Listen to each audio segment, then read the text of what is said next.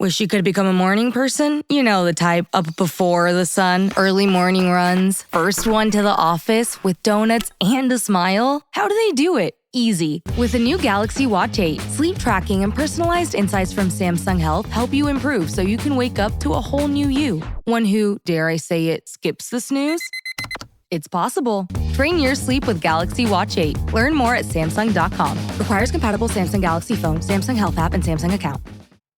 Welcome back to the Epic Universal Podcast. I'm entertainment writer Jim Hill, and this is the podcast where we cover the latest Universal news, rumors, and history.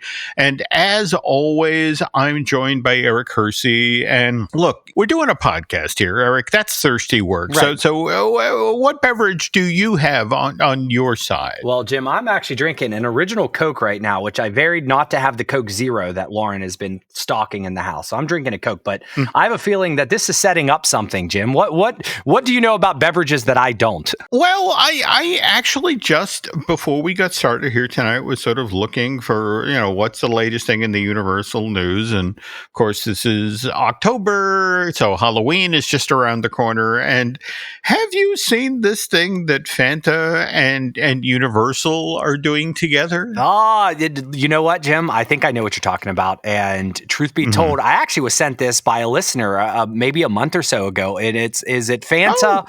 Oh. Do they have like Chucky, Child's Play, and who else is on that? But they're like a collaboration, right? Yes, that this is Universal and Blumhouse, collaborating with Fanta, with I guess modern horror icons on cans of Fanta soda. So we have the Grabber, on the strawberry Fanta. We have Freddy Fazbear. He's on the original orange Fanta container, and Megan, she's on the grape version of Fanta.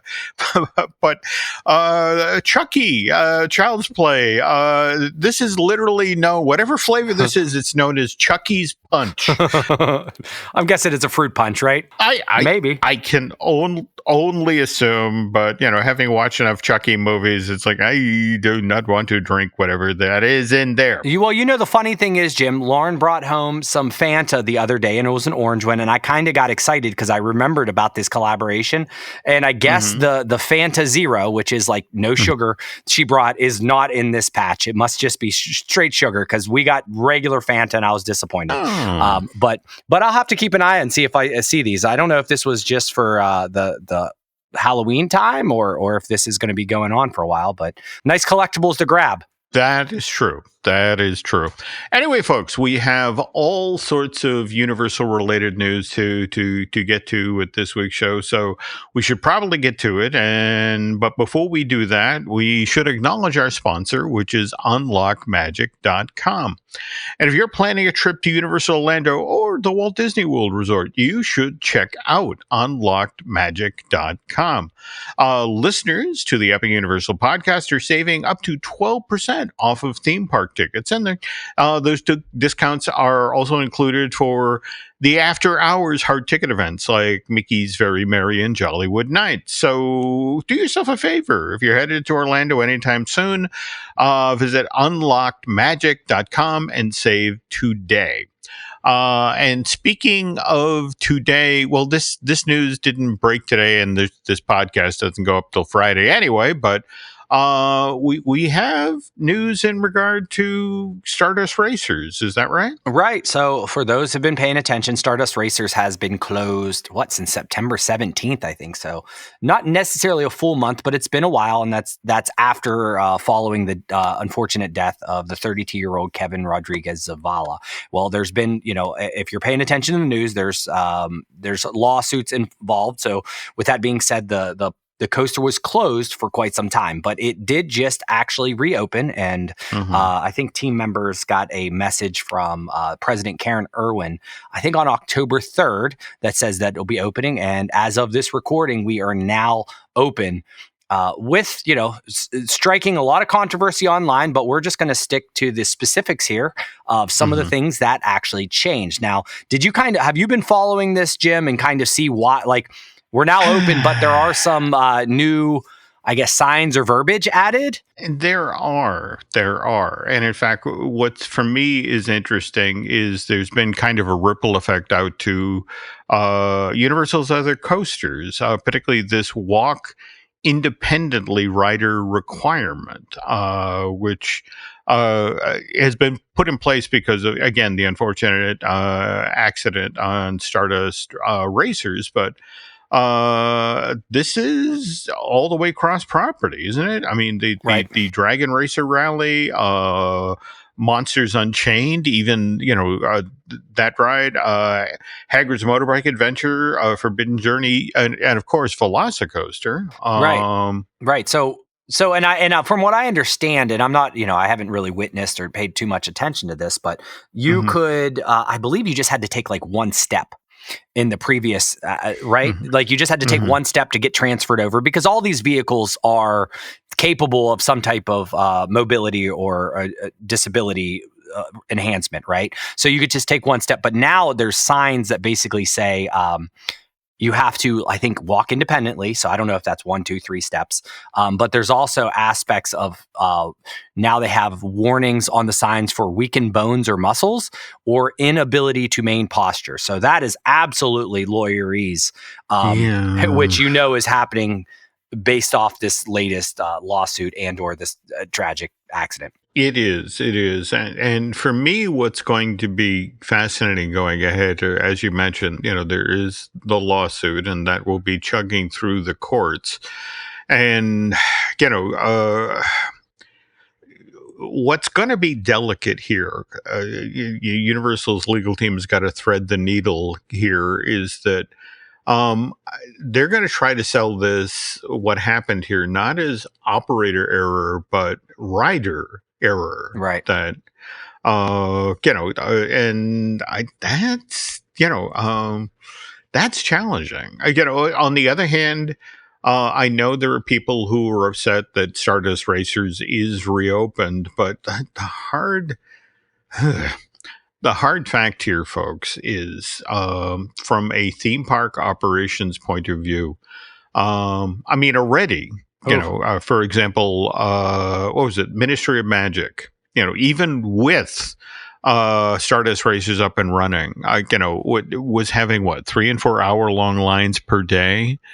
And when you pull and again, this was a dual racing coaster. It had enormous capacity. It was at the very center of the park. And to pull this thing out of the rotation, what that did to the hourly capacity of this theme park, so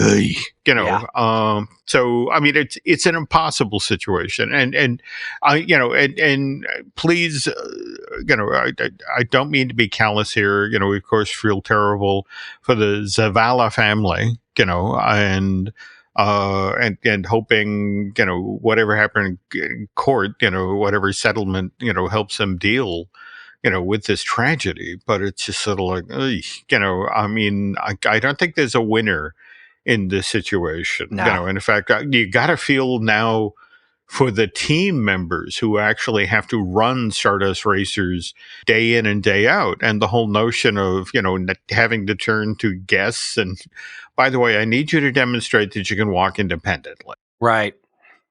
And what that conversation is potentially going to do. Yeah, and I think the one thing to keep in mind is let's not get ugly out there on X or Facebook or Instagram or so forth. I understand there's going to be aspects of some that are pro and some that are con, but at the end of the day, we don't make the decisions here. So just be kind to one another, and that's the best we can say in this. And we'll just keep an eye on what's going on. But it seems to be open, and I don't think it'll close back down. I think once they decided to open it, it's back up and running. So, no, I think you're correct. Now, speaking of something that might not be open in the not too distant future, the Simpsons ride. In fact, I think we talked about this over on fine tuning this week in regard to. We have the brand new Simpsons movie coming out July of 2027, and supposedly Universal's theme park rights to these characters lapsing in 2028. And what's kind of interesting is we've had an interested third party chime in. This is Matt Selman, who is the showrunner these days at The Simpsons. And he was recently chatting with the folks at Entertainment Weekly, and he had some very interesting things to say, didn't he? Yeah, and I think this is what there was. I'm not saying it was clickbaity, because it wasn't. It's just you take the headline and you get everybody saying, looking at it and say, oh, what the heck is he saying? Now, I think the funny thing is he mentioned in his article or his interview that they'd be shocked if the Simpsons ride was removed. But I'll tell you what got me and had me saying, what are you talking about? Is that he mentioned in there that that it would be like disaster, or it would destroy them, meaning as in Universal, it would destroy them if they closed it. And I'm like, well, that's a really abrupt, and that's what got all the chatter and everybody saying, hold on, I don't think The Simpsons is going to like destroy the park if they pulled it out. But okay. Now, what's kind of interesting here is if there are two ways to interpret destroy. And what's interesting about this is you have to remember how Simpsons Land, particularly in Hollywood, is done versus the version in Florida. The Simpsons Land, I mean, you walk through the entrance, and just before you get to the stairway down to the lower lot, you have to pass through Simpsons Land. And what was interesting is that Simpsons Land and the Wizarding World of Harry Potter were effectively built at the same time, and in a weird sort of way, depending on where you're standing in the park. The Wizarding World of Harry Potter either acts like a berm to hide Simpsons Land from your view, or conversely, Simpsons Land hides the Wizarding World of Harry Potter. So when Selman says this could destroy, I think what he's actually saying is, this is literally, a major walkway through the park. In fact, if you're now walking over, in fact, he mentions the brand new Fast and Furious coaster, which is, literally just up the street from Simpsons. And the notion of they spent all this money, they built this giant coaster, and now they're going to take down Simpsons Land and disrupt this side of the park. Is that realistic? Right. And that's the funny thing, Jim, because a lot of the headlines made it out like they were talking about Florida. And I know my mind went directly to Florida.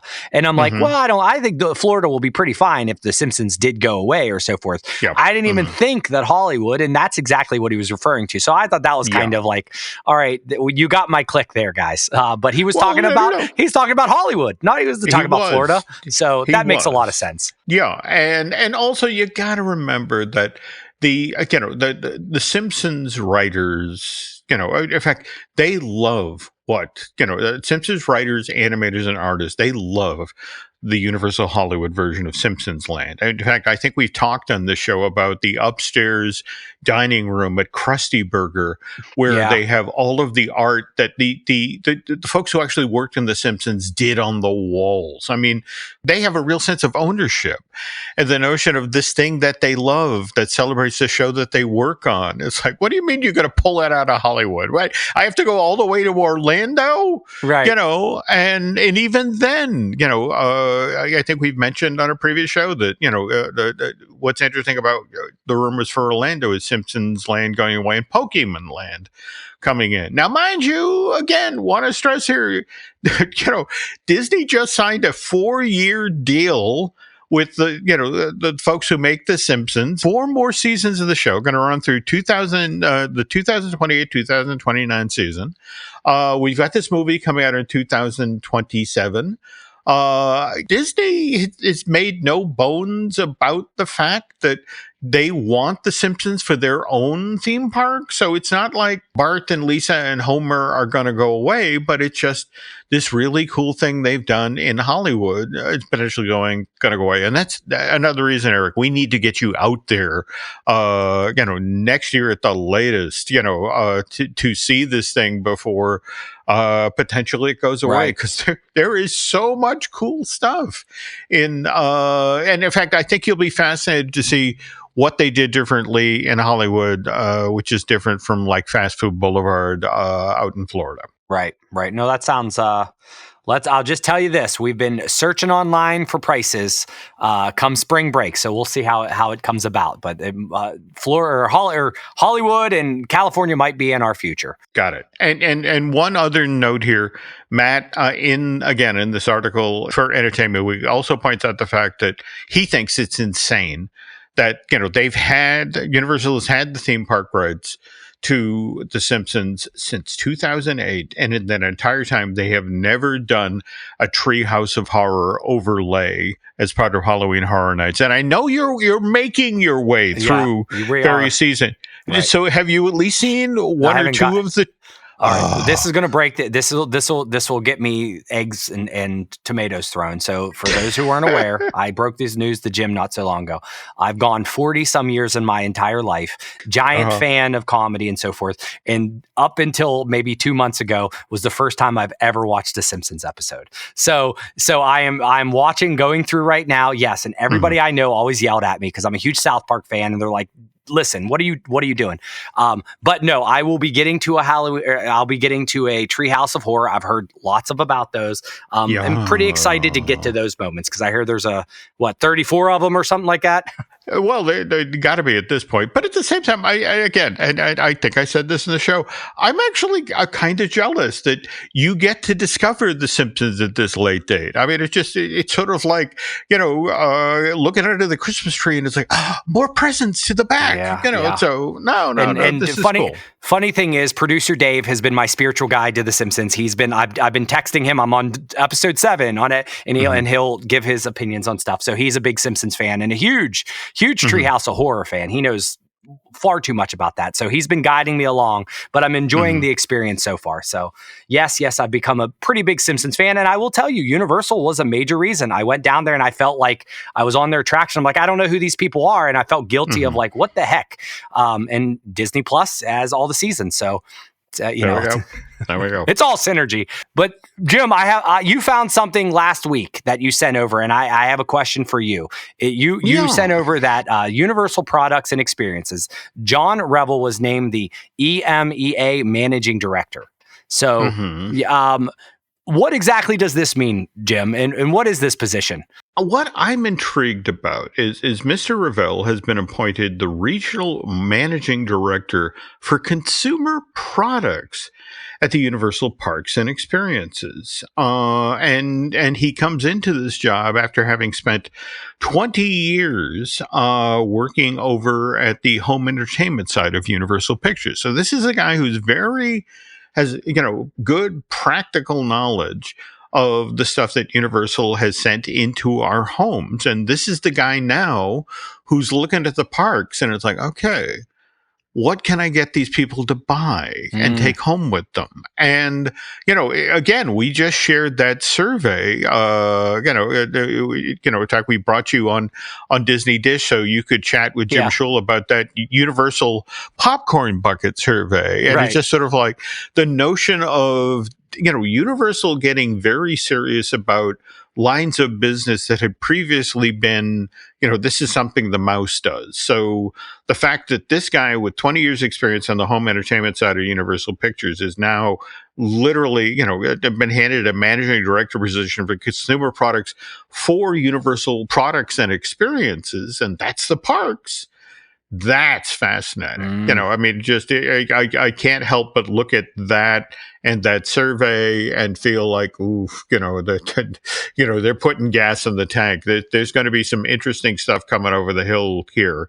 And of course, remember, this is Universal, where, it's like Lorna and I joke now every time we do an epic Universal show. It's like, okay, now we do the 5 minutes of Wicked, update because of all of the stuff that's coming out ahead of Wicked for Good. And now we have NBC, talking up, its part of, are you aware that the sequel to the Wicked movie is coming out? Because we've got our Wicked One Wonderful Night coming up on November 6th, right? That's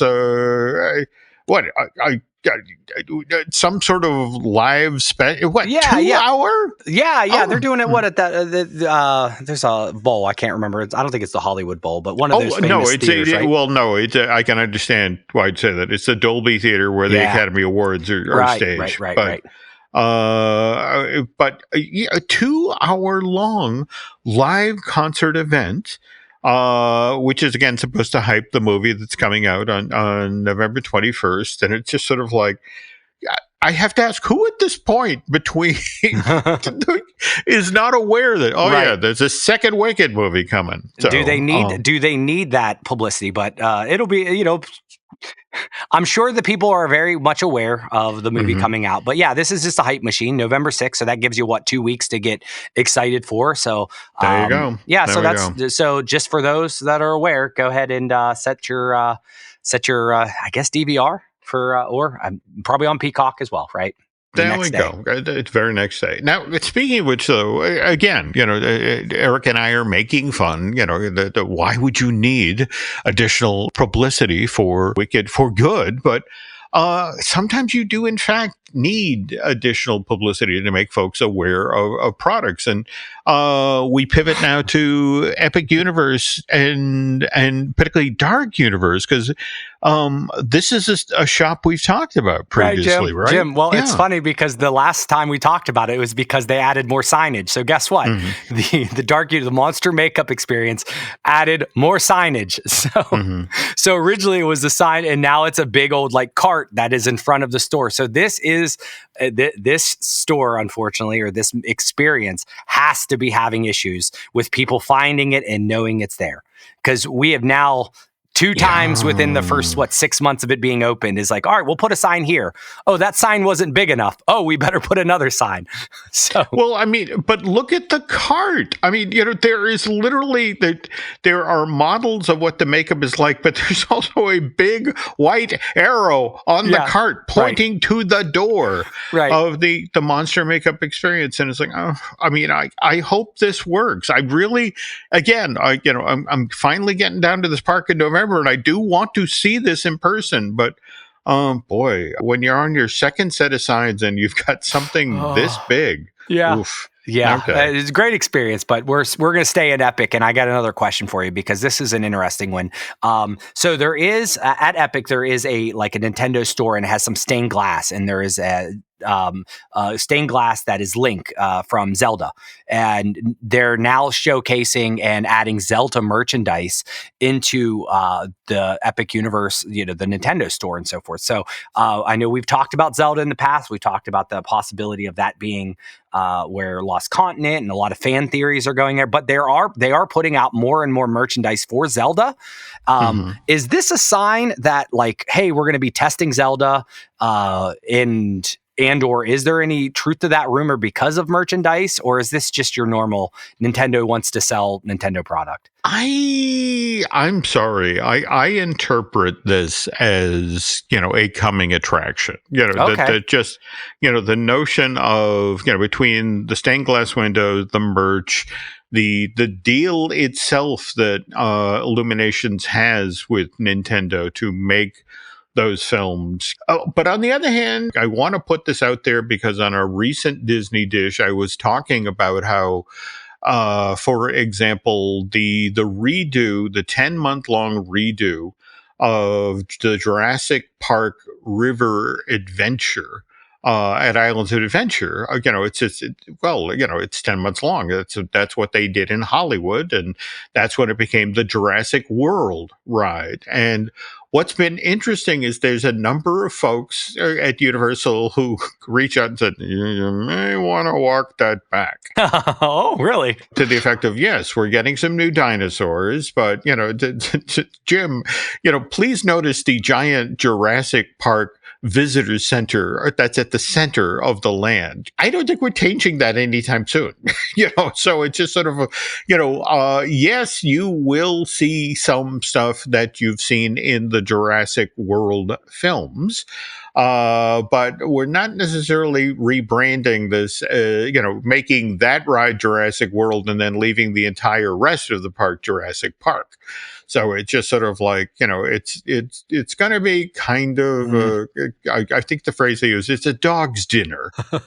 There's going to be some Jurassic World stuff in the ride. There's going to be, but the Jurassic Park name will stay for the land, largely because the hard reality is you don't fix what ain't broke. Right. And we have our lovely Velocicoaster ride, and we have our scary, our Raptor photo op. And it's just, this is a question of, all right, we get 10 months, we can put in some new dinosaurs, we can upgrade the ride a little bit, but we're not deviating from the name. So apologies for putting that bad info out there about Jurassic World ride, but Jurassic World the ride is what's in Hollywood, and just look for certain show elements and scenes from that to be incorporated into the Orlando version, but keep the original name of the ride. Oh, there you go. There you go. Well, no, Jim, I think from a standpoint of Zelda merchandise, and if we're going anywhere, what I'd be curious, so if anybody's at Epic recently, I'd be curious to look in that store and see if there's any other Nintendo properties that are showcased. Ooh. Like, for instance, like I don't think I remember seeing any Kirby stuff, right? So if you see Kirby or these other Nintendo properties, then maybe it's just a matter of it's just a Zelda hat and a Zelda shirt, and maybe there's no truth to that. But if Zelda's the only non-Super Nintendo Donkey Kong showcased in there, maybe they're trying some stuff out. So okay, and I say this as the father of a daughter who's very into Kirby. It's like, okay, good. Didn't see any Kirby merch. Good, because otherwise, I'd be broke. Well, listen, my son is got Kirby everything, so so we share that interest. Our kids are must be big into Kirby. So well, very cool. Okay, well, anyway, folks, that brings us to the end of the news portion. And when we get back from this break, we're going to launch into this week's feature, which takes a look at an opening day attraction at Universal Florida. But we'll share that story in just a sec. But first, ABC Wednesdays, Shifting Gears is back. He has arisen. Tim Allen and Kat Dennings return in television's #1 new comedy. What? With a star-studded premiere including Jenna Elfman, Nancy Travis, and... Hey, buddy! A big home improvement reunion. Welcome. Oh, boy. That guy's a tool. Shifting Gears, new Wednesdays, 8/7 Central on ABC, and stream on Hulu. The family that vacations together stays together. At least, that was the plan. Except now, the dastardly desk clerk is saying he can't confirm your connecting rooms. Wait, what? That's right, ma'am. You have rooms 201 and 709. No, we cannot be 5 floors away from our kids. The doors have double locks. They'll be fine. When you want connecting rooms confirmed before you arrive, it matters where you stay. Welcome to Hilton. I see your connecting rooms are already confirmed. Hilton, for the stay. Finished training for the day? Time to fight post-workout fatigue with Core Power Protein Shakes. They're packed with 26 grams of high-quality protein to build muscle and electrolytes to help hydrate. The nutrition you need to help your body replenish, rebuild, and repair post-workout so you can power on to the next one. Champion your recovery with Core Power. Visit corepower.com to learn more. This. And we're back, folks. And look, when you do 4 podcasts a week, sometimes 5 podcasts a week, it can sometimes be hard to come up with ideas for new stories, which is why I make a habit of listening to those I work with, following up on their story suggestions. So when Eric recently told me about an idea that David Gray, he's a very talented guy who edits all of the shows here at Jim Hill Media.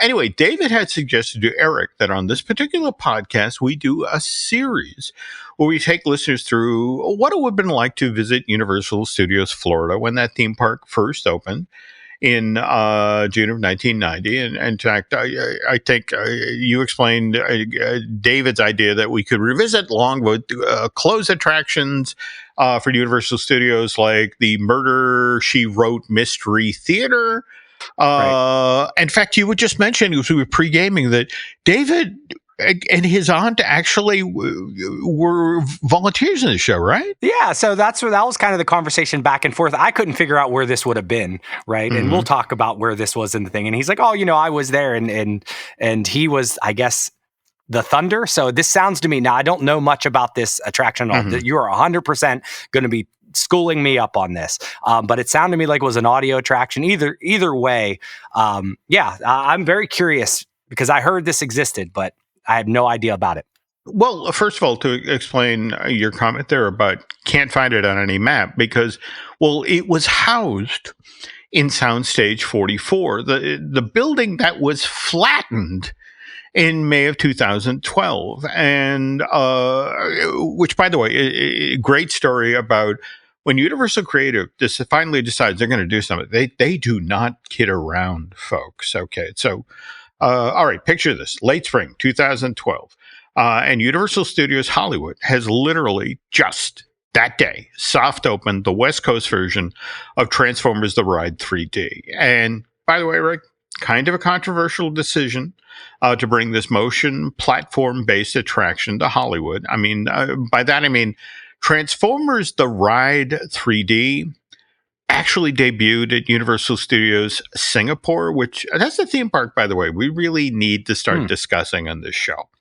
But anyway, it opens some 6 months previous in December of 2010. And Universal Creative didn't even wait to see if the people in Singapore actually liked Transformers: The Ride 3D in April of 2010. So this is 8 months before this $100 million attraction opens in the Sci-Fi City section of Universal Studios Singapore. Universal Studios Hollywood shutters 2 attractions in the lower lot. They had their Backdraft attraction that had been entertaining folks since July of 92. And then there was a special effects stages show. Again, similar thing, had been entertaining folks, visited that theme park since 2002. Because they believed, okay, a Transformer-themed ride is going to be a big hit with theme park fans out here in Southern California. And Eric, big roll of the dice, okay? Because again, Singapore spends $100 million on this, Hollywood spends $100 million on this, and also shutters 2 attractions to get the first stateside version going. But at the same time, Universal felt like they were being forced to do this because again, they needed something of size for the summer of 2011 because that very same summer, down in Anaheim, this is when Disney is debuting Star Tours: The Adventures Continue. That's the 3D version of Star Tours with the multiple destinations. Yeah. And then across Disneyland Plaza that same summer, as part of the DCA redo, The Little Mermaid, Ariel Sea, and Undersea Adventure is coming online. So it's like, and again, Southern California theme park market, very, very competitive. Universal felt that they had to do something to counter Disney's latest move. So it's all right. We're going to bet on Transformers: The Ride. So, all right. So picture this, Eric. It's a Saturday in late April of 2011. And the Hollywood version of Transformers: The Ride isn't even supposed to open until May 25th. But the park is quietly soft opened. Again, this motion platform based 3D experience. So team members, who are working on, this brand new thing at the park can get some practice operating. It's a pretty high tech ride. But somehow word has gotten out to theme park enthusiasts that Transformers: The Ride is open. So that morning, real hardcore theme park fans have arrived en masse at Universal Studios, and they come through the turnstiles. They race across the upper lot, and here's what's crazy. Or I actually had a team member describe this to me because remember, in Hollywood they have the Starway, which is this interconnected set of 4 different escalators that bring you down the hillside, and these theme park fans, it's like, no, the escalator's too slow. All right. And so they run down all 345 steps. All right. And then they run across the lower lot so they can be among the first to experience this brand new ride. And so the team, for Universal Orlando has come out to Southern California because they want to eyeball this new attraction on the lower lot, because they're also giving some semi-serious thought to, well, do we want to Transformers the ride, at Universal Studios Florida? And they want to gauge how enthusiastic, people are about this thing. And so they're standing there at the, at the entrance of the ride, and they're watching people run into the ride. And then 20 minutes later, these very same people, come back from the exit and go straight back into the ride. They're just sort of like, it's like, oh, well, I guess they really like this. There wasn't anything like that there, right? I mean, this is very similar to the Spider-Man ride, at least from what I can take. But there's nothing out in Hollywood that was like this. No, not at all. All right, but now our story shifts to Orlando. It's now just 2 days later. It's Monday morning, and there are workmen inside of Soundstage 44, because this space at Universal Studios Florida is going to be a maze for the 21st edition of Halloween Horror Nights, which, by the way, isn't going to get underway, Eric, till September 23rd of that same year, 2011. So just pause here in the story. That's how far in advance Universal Creative works in its houses for Halloween Horror Nights. This, again, late April, early May. The event itself not going to open for 5 months, but when you want to stage mazes that genuinely amaze people, that's how early you got to start work. So, okay, construction crew inside of Soundstage 44, Monday morning. Universal Creative rep walks into the building, says, "Everybody drop your hammers. There's been a change of plans." In fact, you need to clear all your gear out of here, because by close of business tonight, because later this week, we're bulldozering this place. All right, because 1 year from today, this is going to be where the Florida version of Transformers The Ride 3D will be up and running. And, just to be fair here, the guy from Universal Creative was off by a month. Universal Studios Florida's version of Transformers The Ride would have its soft opening May 30th, 2013. And, and 3 weeks after that, it would have its grand opening on the 20th, same year. But when you think about it, Eric, they erected a 2-story, 60,000 square foot building, which contains a 2,000 foot long ride track that in 2 separate moments in this attraction this you past 60 foot tall 3D screens. And these are elevators. All right. This just kind of is mind blowing to me. And by the way, Universal doesn't shut down this part of the park while all this demo and construction is going on. In fact, I actually got to see this happen in person, Eric. I'm down there for the Mardi Gras parade.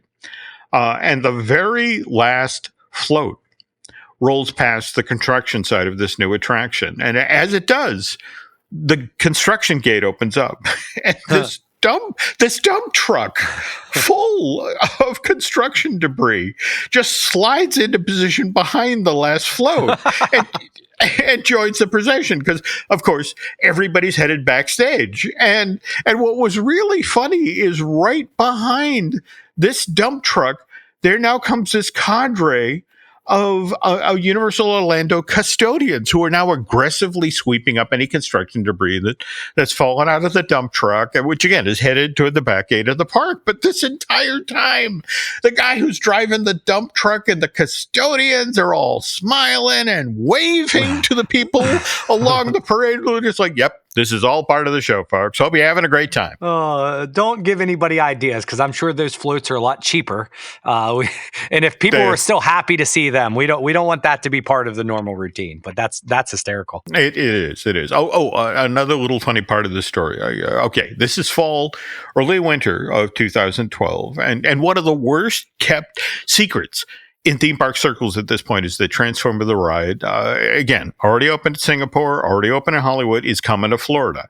But again, the PR team at Universal Orlando Resort has yet to officially announce this project. So I'm down there at the resort for the media event, out ahead of the debut of that year's edition of the Macy's Holiday Parade. So this is second or third week of November of 2012. And I'm standing there with Tom Schroeder, who was the vice president of public relations at the Universal Orlando Resort at the time. And we're in the Universal Music Plaza, the thing that's in front of the Hollywood Bowl thing, with all the fake grass. So if I turn my eyes to the right, I can literally see the steel for the Florida version of Transformers the Ride. It's rising up, in the distance between me and the Universal Studios Lagoon. So I gesture, Tom and I are talking, I gesture this massive structure and say something effective, well, looks like you guys will have a lot to promote next year. And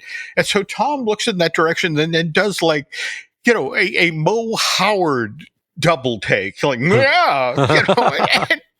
and then proceeds to, what the hell is that? I've never seen that structure before in my entire life. I'm stunned. I'm absolutely stunned. I wonder what that is.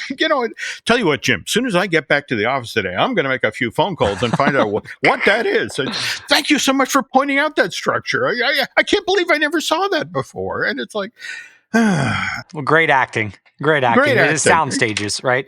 Yeah, and Tom was a funny guy.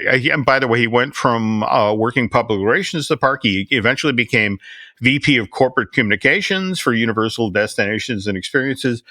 Only left the company, I want to say, March of 2023, and very, very much missed Mr. Schroeder. He was one of the good guys. So, all right. Anyway.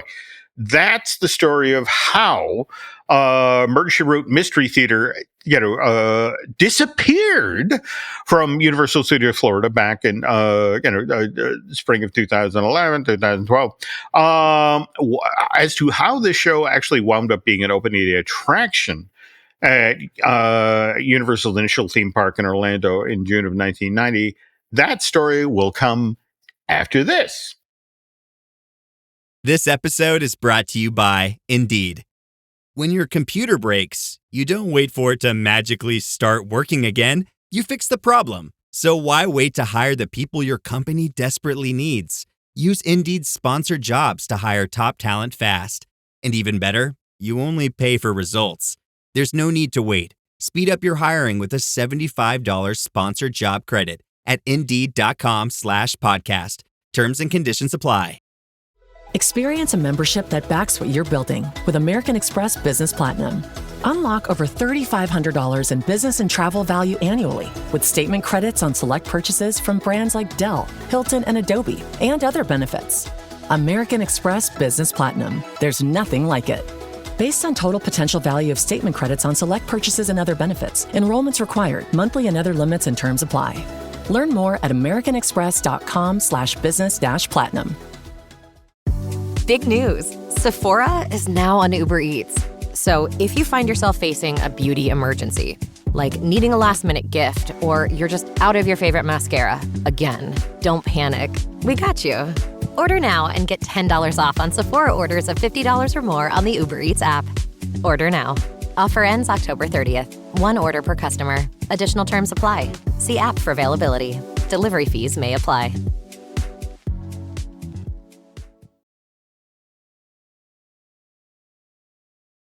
And we're back.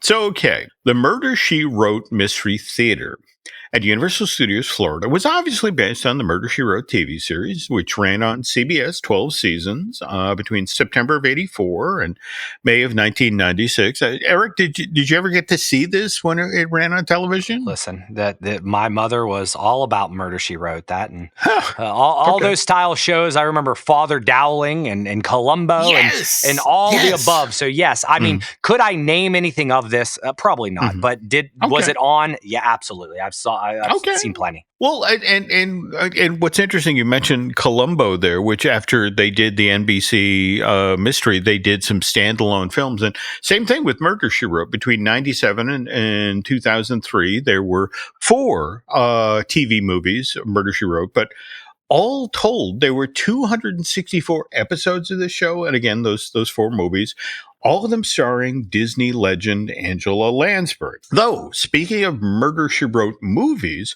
did you see this thing in July of this year? Actually, this news broke at the Freakier Friday premiere, where Jamie Lee Curtis revealed she's working with Universal on a Murder, She Wrote reboot. Oh, really? Yeah. Now, Curtis described the project as a movie, but wasn't exactly clear as to whether or not this is a movie for theatrical release, a movie for a subscription streaming service with Universal's ties to Peacock. I got to figure that's where it would end up, or a TV movie for NBC.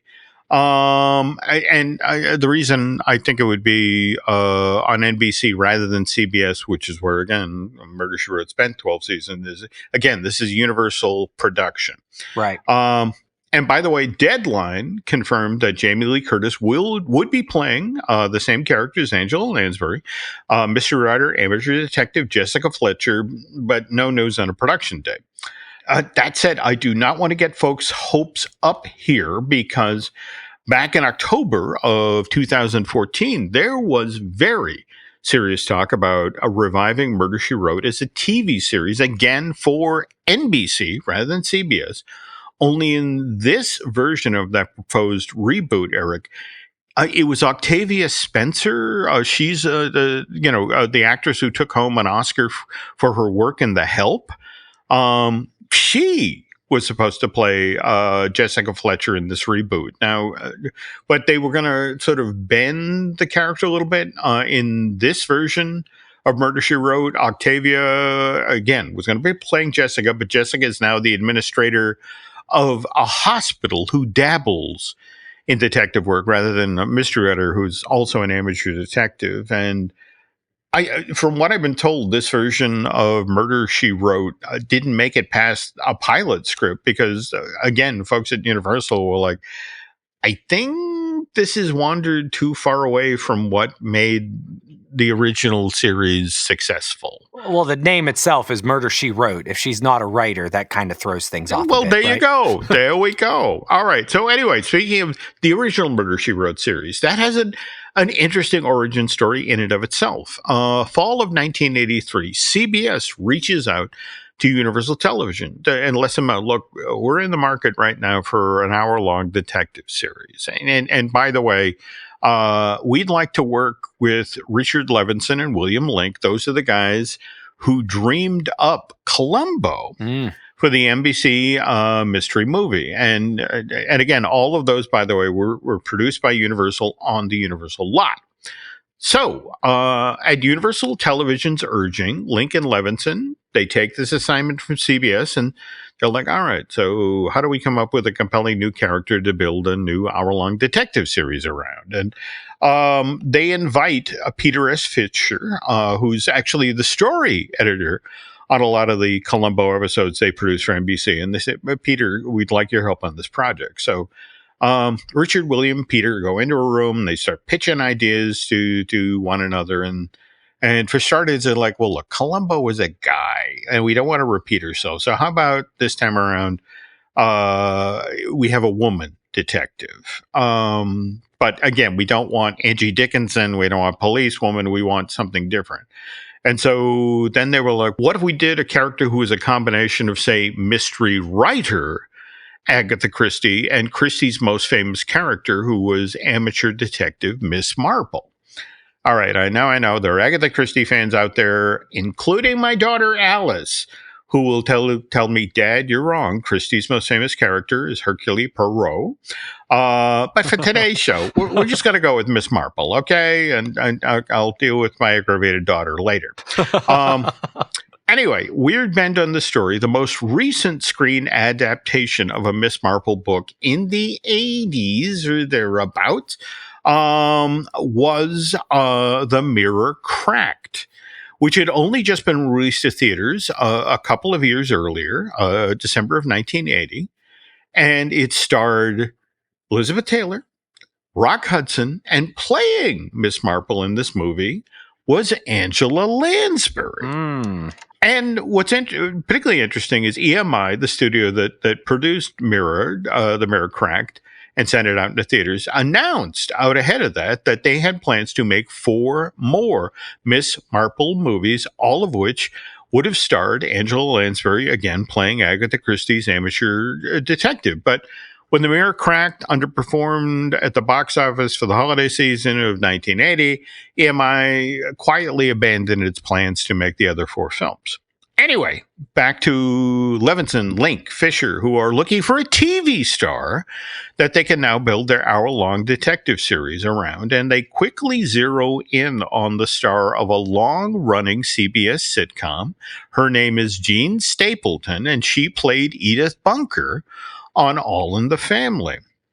And you got to see that show back in the day, right? But I don't picture her character as like this. So that's what is throwing me off. So she obviously had to do other things just beyond that. But I know her from All in the Family, sure. Yeah, she had done all 9 seasons of All in the Family. And by the way, for her work in 204 episodes of the show, she actually had taken home 3 Emmys for Best Actress in a Comedy. But when O'Connor decides that he wants to reinvent All in the Family for the 10th season of the sitcom, he actually wants to shift the location of the show from the bunker's living room to a neighborhood bar that Archie bought. Stapleton actually begs off, and she agrees to appear in the first 5 episodes of what eventually becomes known as Archie Bunker's Place. But after that, well, while the Edith character is talked about and referred to, but she's never shown on screen again. And in fact, at Jean's insistence, in season 2 of Archie Bunker's Place, her character is killed off camera by Edith suddenly having a stroke. And which, by the way, thrilled Stapleton no end because she had grown tired of the grind of shooting a weekly TV series. And so she's now free to pursue personal passion projects like Eleanor, First Lady of the World, which is the TV movie biography of Eleanor Roosevelt, the wife of Franklin Roosevelt. But okay, so again, just to recap, Stapleton has stepped away from All in the Family, Archie Bunker's Place, fall of 79. And now it's the fall of 83. And what, Richard, William, and Peter are hoping is she's had a 4-year break.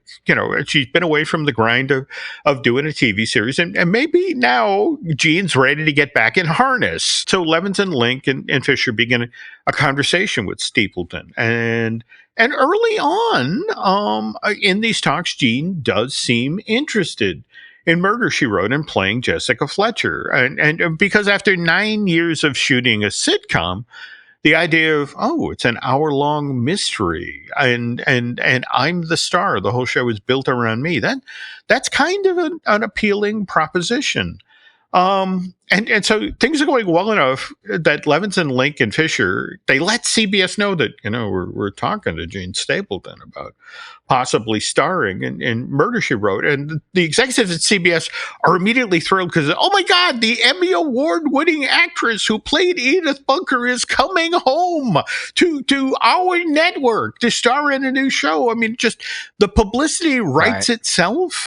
And everybody knows her. So, that's good from a billing perspective, right? Oh, no, absolutely. In fact, that there is this thing in television called your Q quotient. And it's this weird mix of how quickly do you recognize an actor? How much do you like an actor?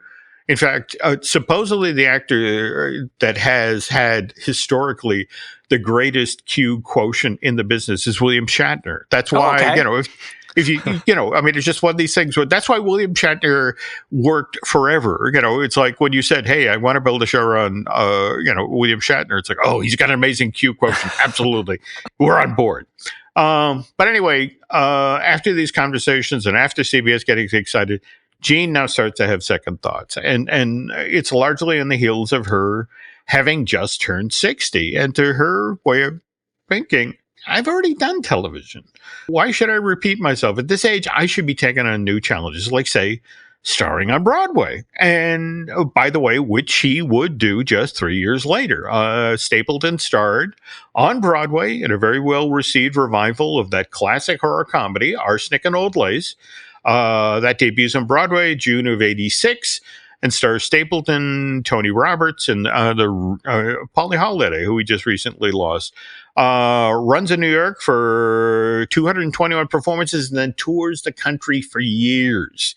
But where this gets interesting, Eric, is late summer, early fall of '83, four-time Tony Award winner Angela Lansbury is actually looking now to take a break from Broadway, because her most recent show, a revival of Mame, the very same musical that won her first Tony back in the 60s, closed after just 41 performances. And then what was supposed to be her next show, a musical version of Billy Wilder's classic film Sunset Boulevard, that stalled out in development because the gentleman who's writing the score for this, this show, maybe you heard of him, Stephen Sondheim. He's having trouble musicalizing this material. And what's fascinating about this, Sondheim eventually abandons the idea of turning Sunset Boulevard into a musical for the stage, lets his rights lapse to the movie. Andrew Lloyd Webber swoops in. And his stage version, the musical Sunset Boulevard, opened in London in '93. And the revival of that was just, the Tony Award winner, multiple Tony Award winner this past season on Broadway. Anyway, back now to Ms. Lansbury, who, yet again, it's just, what's fascinating here is she's looking to take a break from Broadway in the very same window of time that Gene Stapleton is deciding, I don't want the weekly grind of making a TV show. I might want to go do something on the stage. So, there's kind of a revolving door moment here. And Levinson and Lincoln Fisher learned that Angela is available. So they go to the CBS executive and said, okay, first the bad news, we lost Edith Bunker. But how would you like instead to have a famous Broadway star who's already played Miss Marple? Anyway, on next week's show, we'll continue the story of Murder, She Wrote, especially the part where 5 seasons in to doing this weekly hour-long TV series, Angela Lansbury goes to executive at Universal Television in '89 and says, Gene Stapleton was right. Making television is hard. I don't think I want to do this anymore after this season. Oh, no. And I'm very, very intrigued on how the heck did we get a theme park attraction about it? Because it always seemed out of place when I heard, well, they had this, they had Jaws, they had Earthquake, they had King Kong, and Murder, She Wrote, because Angela Lansbury is terrifying.